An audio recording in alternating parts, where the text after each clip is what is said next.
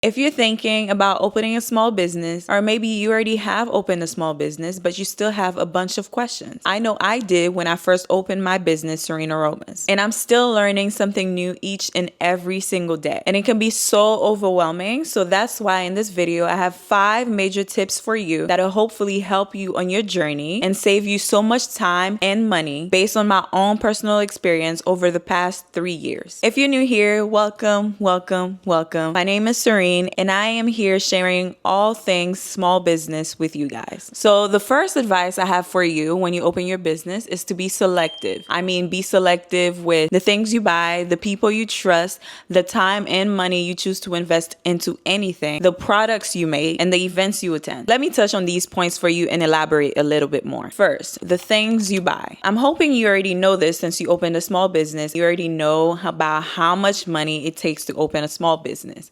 But if you don't already, you should know that it is very costly to buy products and to make products. So with that said, I'd suggest that you spend money wisely when it comes to buying your products and investing your money into the business and making sure you buy the best and top tier products that you can possibly get. Do all types of research on the products that you're buying, look for reviews, and make sure that the company actually aligns with your business that you're choosing to spend your money with. That way you can avoid overspending and possibly going in debt more than you already are. I know for me, when I first opened my business, I was so excited and I bought so many things that I pretty much did not need that ended up just staying here for storage. And I am still trying to find ways to use those products that I've bought. But that is a lesson that I learned over the years so that I can save some money in the long run for myself. Yes, you can eventually find ways to use those products that you buy, but some materials will not last that long, and you never know if your business will actually be as successful for you to eventually use those products. So again, be careful what you spend your money on. Learn from my mistakes. Now, with the people you trust, I want to say that you have to be very, very careful with who you spend your money with, who you're learning anything from, because anybody on the internet can make it seem like they know everything in a specific niche. I know from experience, I have been scammed a few times where I spent hella money trying to learn SEO, trying to learn how to set up my website properly, but it ended up being a waste of time or a waste of money with the person I chose to spend my money with. Do research once again on the people that you're choosing to spend your money with. And not only that, this will actually help you even more in the future, because once you collaborate with a specific person, they're also representing you. So whatever it is that they stand for will be a representation of your business as well. So be wise about who you're spending your money with and what it is that you're agreeing to. And with the products that you make, I want to make sure that you know that quality is better than quantity. And by that, I mean, it is better for you to have 5 really good products that work than to have 10 or 20 different products that nobody's looking to purchase. From experience, I know that with candles, for instance, I was so excited to put out so many different products, and I was so excited to try putting out wax melts, but eventually I learned that my audience did not really know what wax melts were, which did not help me in the long run, because now I just had wax melts sitting in my inventory. So make sure your audience is actually resonating with what you're doing and anything that you're actually putting into your business. And to the last point of being selective, I want to say that you have to be very selective, and I mean very selective with the events you attend. I can tell you stories about so many different events that I attended, was so excited for, but they ended up being terrible. I remember there was a pop-up event that I attended in the DC area, but as it turned out, it was just literally one person hosting basically a barbecue in their backyard, but made us vendors pay her to come back there and just interact with each other. It was literally the most horrible experience I ever had as a small business owner, and I would never ever try to put myself in that situation again. So I want you to avoid that for yourself. Another experience I have with terrible events, I'd say maybe 2 years ago, where I attended an event at the Columbia Mall, but as it turns out, the first day was absolutely terrible, meaning that I was sat in a corner away from the crowd, away from everybody. There was no foot traffic where I was sitting at, and on top of that, I was sitting next to a trash can. Just thinking about that event just brings so much trauma. It was a 3-day event. The next day, when I went through my products, I saw roaches within my candles. It was terrible, basically. And I reached out to the people that I paid. They made it very clear that I was not getting a refund, even though I spent $500 with them. I did not even make a quarter of that back. But one thing I want you to learn from my experience with that company is that if they're reaching out to you more than you are reaching out to them, and they are showing that they're desperate for your business, for your money, for your time, it most likely means they do not offer anything of quality. If the company really did have something to offer and they did have vendors, they would not have time to actually speak to you and reach out to you each and every single day trying to get money from you. At the time, I remember feeling really flattered that this person was reaching out to me. They must love my business. They must love everything that I stand for. But little did I know, they just wanted my money. So learn from my experience and know that you have to be very cautious with what events you're spending money on and how long that event is for, because certain events you may be paying way more than you actually make back in return. For instance, that event that I just spoke about with spending $500 for a table, I did not consider whether or not I would be making that money back within the 3 days that I would be there, and I didn't. So if the event cost more than you could possibly make, I definitely suggest that you look to something else. And sometimes it is way better for you to just attend an event as a customer as opposed to a vendor, just so you can see what it's like, to see the foot traffic, to see what they offer, to see the different vendors and what they're selling, and familiarize yourself with the audience that you're about to sell to. That way, you know, next time this event is actually worth my time, worth my money, so I can actually invest into it.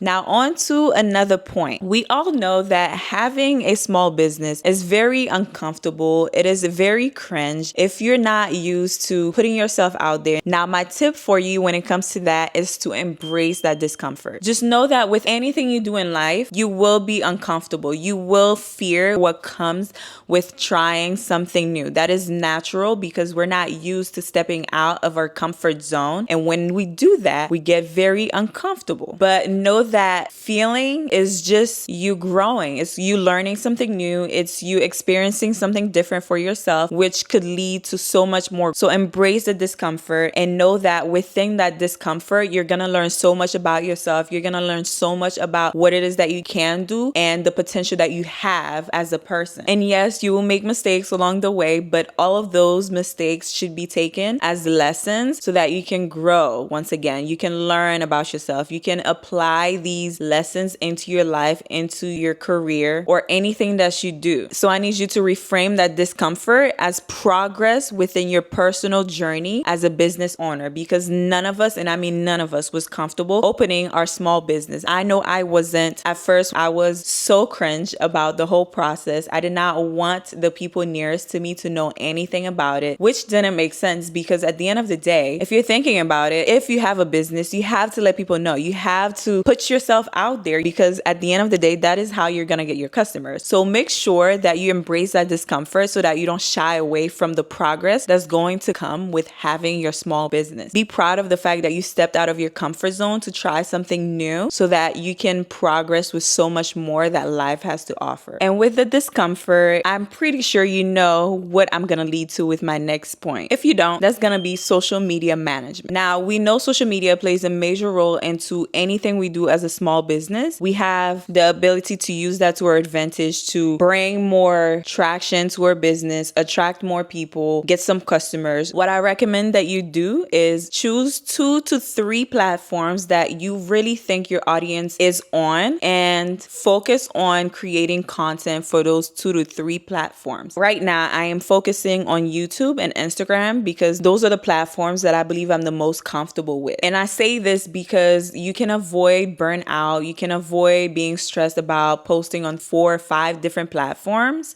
and focus on really growing your audience for 2 to 3 platforms. You can batch create content. You can recycle some content. For instance, you can record a long form video for YouTube and then find clips throughout that video and use it for Instagram or TikTok if those are the platforms that you focus on. If you make a content on YouTube where you're talking about 5 different points like I am doing right now, you can use those 5 different points as carousels on Instagram or TikTok and bring more traction into your business. And remember that you have to engage with your audience. You have to reply to the comments. You have to respond to DMs. Make your audience want to interact with you, because the more interaction, the more interest that they have in your business. I used to shy away from creating content because I was so nervous about the process, but not anymore, because I am trying to use my experience in anything that I do, because it is part of the journey. It is part of the experience. So use each and every single thing that you do in your business as content in any way that you can. And with that, we're gonna go to my next point, which is learning how to navigate a Shopify storefront or Etsy or whatever platform you're using to sell your products on. I want you to know that it is very, very important that everything that you put out is as detailed and as polished as possible. For instance, if you're presenting candles out to a crowd, make sure that your candles are the focus of whatever it is that you're putting on your storefront. You don't want to have a picture of a candle with a million things around. You want to make sure that your candle is the focus of the picture. And you want to make sure that you describe your candle to the best of your ability so that your audience knows what it is that your candle does. What makes your candle different from that other company that sells 1,000 candles? What about your business makes you so special for me to actually invest my money into it? Keep these things in mind when you're creating your storefront. And with my personal Shopify website, I know I had a lot to learn, so don't be discouraged and compare yourself to another company that has a really seamless website, because again, you're starting from scratch and you're learning as you go. So try to embrace each and every single part of the journey. Like I said before,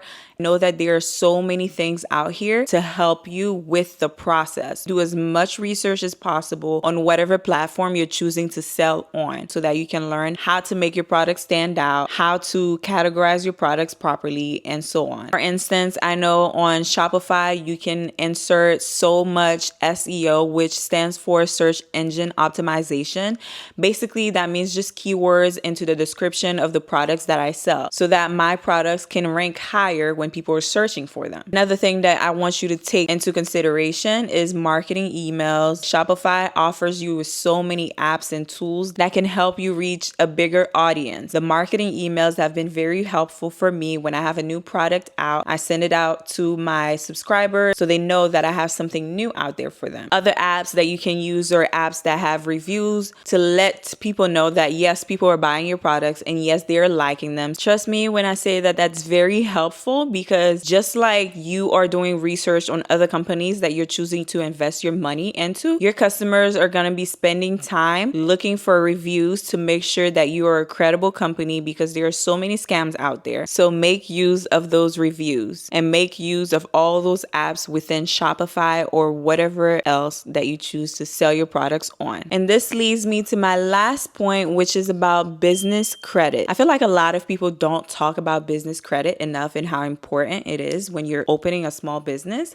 because it can help or break your business. For instance, if you do not have business credit, you cannot get a loan, because at the end of the day, when a bank lends you money, they want to make sure that you are going to pay them back. They don't want to just give you the money just because. Hello, if that was the case, they would just be giving money out to any and everybody. But this is where your business credit comes in. It creates some kind of credibility that your business exists and that you have some type of income so that you can eventually pay them their money back. And don't think that you have to start with anything crazy. You can start with a small line of credit for your business and eventually go up from there. But what I want you to do is make sure you use that business credit wisely. If you're getting a business credit card, make sure that you actually pay it off every month. Make sure that your business and your personal funds are separate. Make sure you have a business checking account so there's no confusion when you actually go and look for funding. This is also going to help you when it comes to tax season, because you're not going to be stressed about where all your money went, what you're going to tell the IRS about your business, where all this funding went. And one thing I want you to know is that you can use your own personal credit to build your business credit gradually. But remember, you have to be extra careful with separating your funds,